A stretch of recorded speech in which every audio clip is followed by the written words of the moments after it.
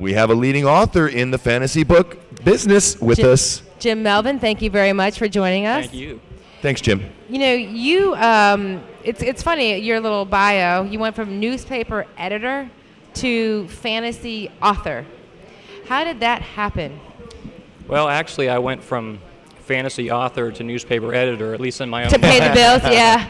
I've always considered myself a novelist, but of course you do have to pay the bills when you first start out. And when I was 20 years old, actually, when I first started at the St. Pete Times, I wrote a fiction novel, and it didn't get published, but it was very close. And you always hear, well, your second or third novel is the one that hits it big.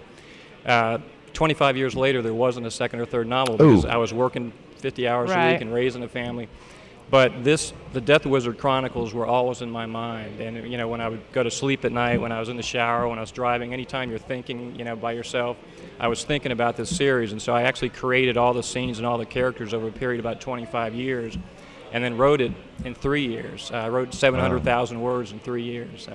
You know, people go, wow, the Death Wizard Chronicles, you know, Chronicles obviously separates it a little bit for you. But 750,000 words, I'm not going near that book. Tell us a little bit about the philosophy and what you're presenting to the world, I guess, globally. It's launched. You've got some stuff published? Right. Tell us a little bit about that. And some more stuff coming. The series is sort of a cross. I describe it as a cross between Stephen King and J.R. Tolkien. And it's kind of R-rated. It's not. When a lot of people think of fantasy, they think of Harry Potter. You know, right. This isn't. Or even The Hobbit. Or The Hobbit, right? This isn't young adult. It's for 18 and above. Young adults would probably love to read it, but the parents wouldn't like it so much. But it's very action-packed. It's very there's monsters and there's magic, and it's kind of sexy.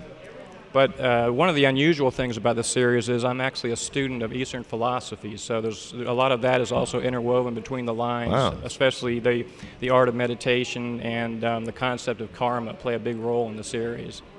Well, in the series of what? How many books? And 6 books. How are they going to be presented to the people? How are they going to be released? Book 1 was released in September. Book 2 was released just a couple weeks ago. Book 3 in another week or so, and then Book 4 December, Book 5, January, Book 6, February. So they're coming out real fast. Wow, that's aggressive. And you don't have to wait 2 years between books like a lot of Doesn't that stink when you have to do that with it really does stink. Now, being the father of 5 daughters, none of them can probably read your book yet. That's right. Now, you're here for this weekend for some special event that's coming up. The St. Petersburg Times Festival of Reading. I'm going to be doing an appearance Saturday at 1 o'clock, doing a reading and an appearance. And I'm also doing a book signing on Sunday at a Barnes & Noble over at Tyrone in St. Petersburg. Oh, yeah, that's it. I'm actually a St. Pete boy. I lived in St. Pete for 40 years. So How long? I'm in South Carolina 40 years. 40 years. I'm in South Carolina now, but just very recently. I wrote the series in South Carolina, but my heart is in Florida. How did you make the transition from St. Petersburg to South Carolina?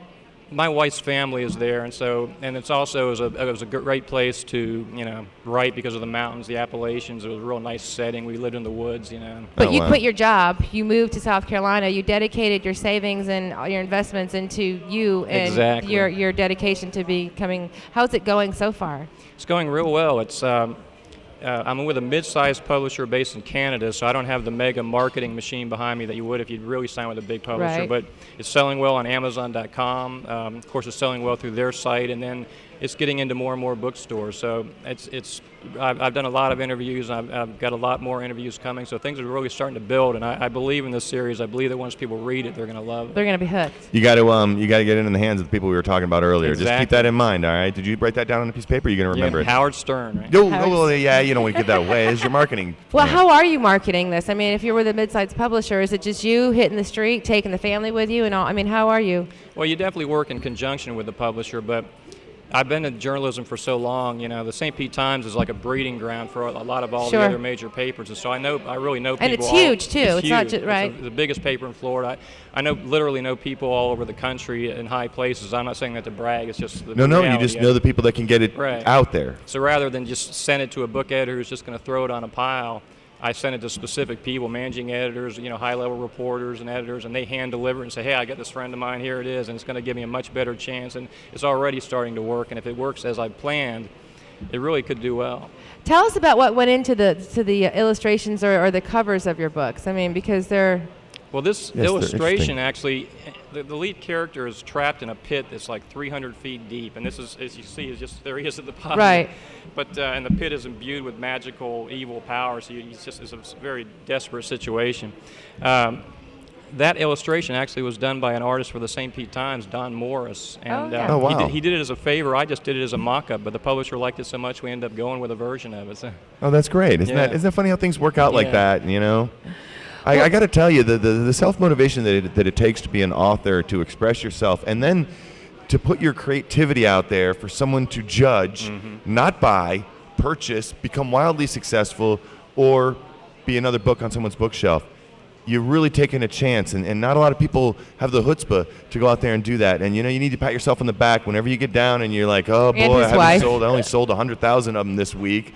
You know, you just gotta pull yourself up by your bootstraps and know that you're doing a lot of people just aren't capable of doing what you've done. I appreciate so you you're saying already that. in the top 5%. So thank you. congratulations. Thank you very much. Give us your website, how people can purchase the book, contact information for you.